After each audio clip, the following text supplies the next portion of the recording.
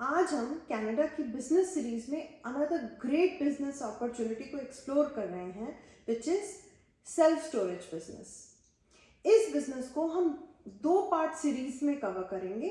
First में जैसे कि हर बिजनेस सीरीज में होता है इंट्रोडक्शन, प्रोज एंड कॉन्स, और सेकंड में हम आपको एक्चुअल फैसिलिटी में जो एक एम्प्लॉय काम कर रही है काफ़ी एक रिप्यूटेड चेन्स के साथ काफ़ी सालों से, उनसे इंट्रोड्यूस करवाएंगे।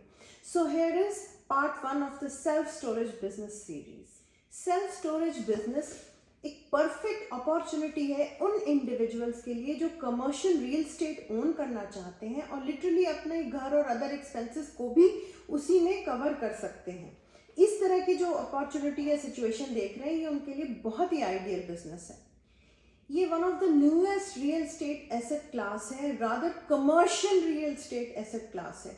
सेल्फ स्टोरेज बिजनेस का चलन की शुरुआत हुई लेट 60s के दशक से, जब लोगों ने अपने घरों और गैरेजेस में दूसरे लोगों के सामान को स्टोर करने के लिए जगह किराए पे देना शुरू किया। सबसे पहले ये कैलिफोर्निया में किक ऑफ हुआ और 70s में इसकी पॉपुलैरिटी अच्छी खासी बढ़ने लगी। बाय 90s स्टोरेज फैसिलिटीज पूरे America, Canada and even in some places in Europe में भी उभरने लगी।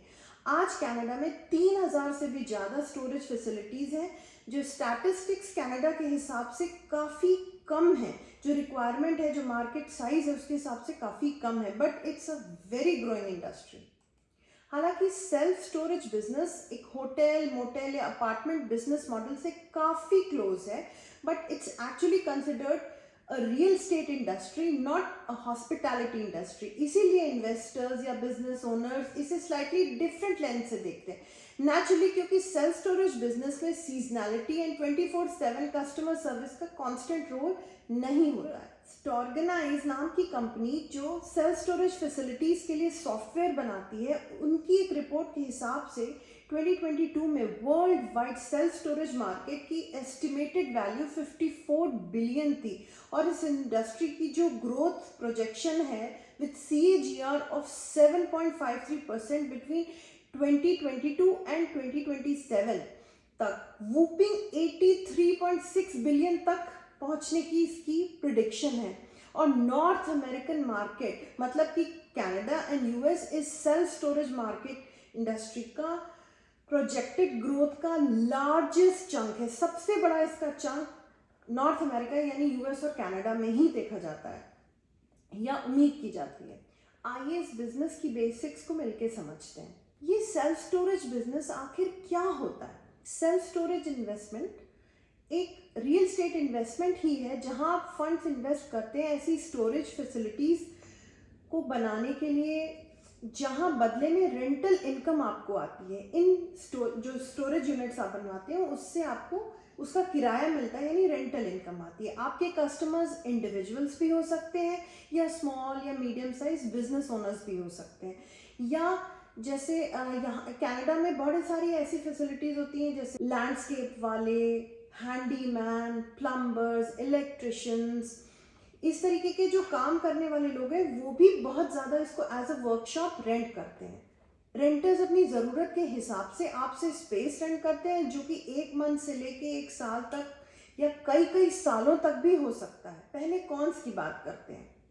ये एकदम लो रिस्क बिजनेस है। इसकी ऑपरेशनल कॉस्ट भी बहुत ही कम होती है। एक बार इंफ्रास्ट्रक्चर सेट कर दिया, बस सुपर बेसिक मेंटेनेंस चाहिए होता है, कुछ भी नया या मल्टी डायमेंशनल नहीं चाहिए होता है। इसके अलावा यदि कोई टेनेंट कुछ रूल तोड़ता है या कोई उसका गेट तोड़ दिया या कुछ ऐसा डैमेज करता है या रेंट नहीं पे करता, तो आप उसकी यूनिट पे लियन मार्क कर सकते हैं। दिस मीन्स कि ज़रा भी नॉन कंप्लायंस अगर टेनेंट ने किया तो आप उसकी यूनिट का सारा सामान लीगली ऑक्शन कर सकते हैं। ऑक्शन यानी सेल कर सकते हैं और अपना रेंट या जो भी बकाया है वो वसूल करते हैं।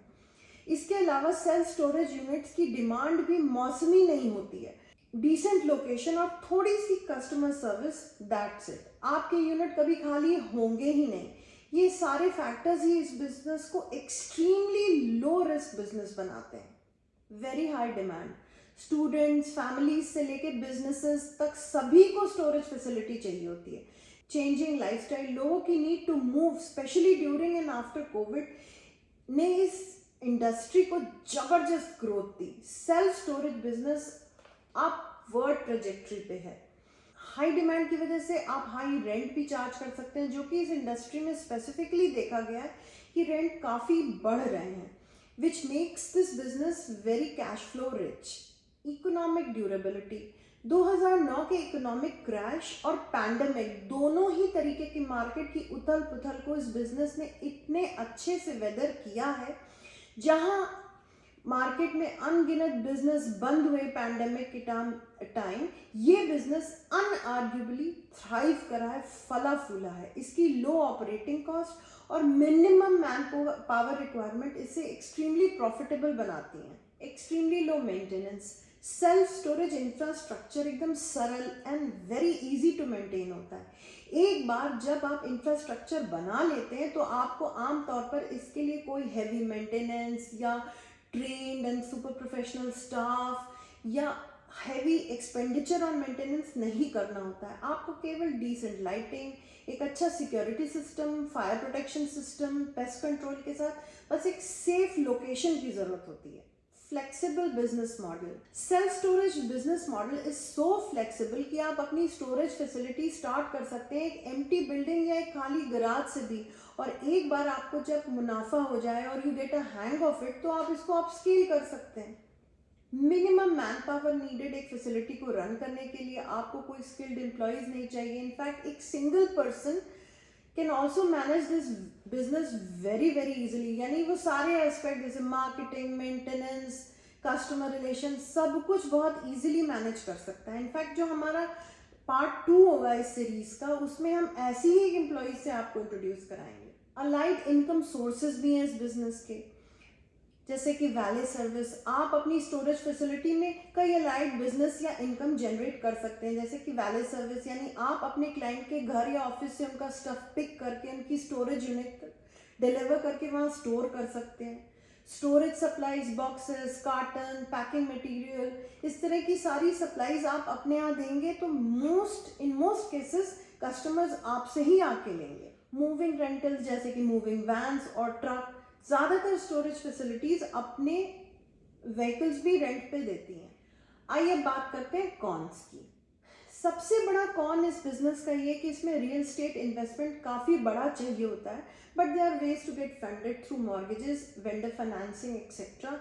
बिकॉज इस इंडस्ट्री ने इतनी फिनोमिनल ग्रोथ देखी और जो मार्केट में डिमांड है उससे सप्लाई बहुत कम है, इसलिए इस पे बिजनेस फाइनेंसिंग मिलना भी काफ़ी आसान होगा।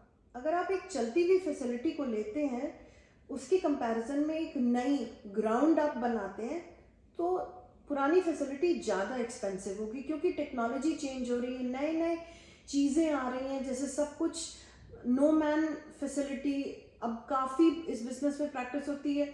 लोग अपने आप आते हैं, अपने आप पेमेंट करते हैं और चले जाते हैं। सो ये सारी चीज़ें पुरानी फैसिलिटी में इनकॉर्पोरेट करना मुश्किल होगा। वेर एज जब नई फैसिलिटी अगर आप लेंगे तो कनाडा में सबसे मुश्किल होता है गवर्नमेंट परमिट्स। मुश्किल इन द सेंस काफ़ी लेंदी प्रोसेस होता है to get permits and approval from the town, from the government. ये इसका काफ़ी बड़ा कॉन है। और अगर आप एग्जिस्टिंग फैसिलिटी लेते हैं तो उसकी एक्चुअल कंडीशन तो आपको समय के साथ ही पता चलेगी, सारे इंफ्रास्ट्रक्चर की। और एक बहुत बड़ा कॉन है लोकेशन, लोकेशन, लोकेशन। अगर आपकी लोकेशन अच्छी नहीं है, बहुत ज़्यादा टाउन से दूर है, एकदम रिमोट एरिया में है, तो लोगों के लिए वहाँ कम्यूट करने में ही उनका इतना टाइम वेस्ट हो जाएगा कि काफ़ी बड़ा चंक ऑफ बिजनेस कट जाएगा। जैसे जो लोग अपनी वर्कशॉप्स खोलते हैं, स्टूडेंट्स होते हैं जिनको ऑलमोस्ट हर दूसरे दिन, हर हफ्ते 10 दिन में उनको सामान निकालना होता है, कुछ रखना होता है, तो उससे आपका बिजनेस बहुत सफ़र करेगा। 2023 में सेल्फ स्टोरेज बिजनेस बहुत ही अच्छा इन्वेस्टमेंट है। In fact it is one of the best business investments I have come across in all my research in Canada's business. अधिक से अधिक लोग डाउन साइजिंग कर रहे हैं, वर्क फ्रॉम होम का कल्चर और एक टेंडेंसी बन गई है। सेल्फ स्टोरेज मार्केट एक सुपर अप ग्रोथ किक पर है। अगर आप भी सेल्फ स्टोरेज बिजनेस की अपॉर्चुनिटी को एक्सप्लोर कर रहे हैं और आपके पास आपका क्या एक्सपीरियंस रहा या आप कोई स्पेसिफिक क्वेश्चन जानना चाहते हैं, तो please feel free comment section में लिखने के लिए। मिलते हैं second part of this series of self-storage business of Canada. Hope you like this video. See you in the next one.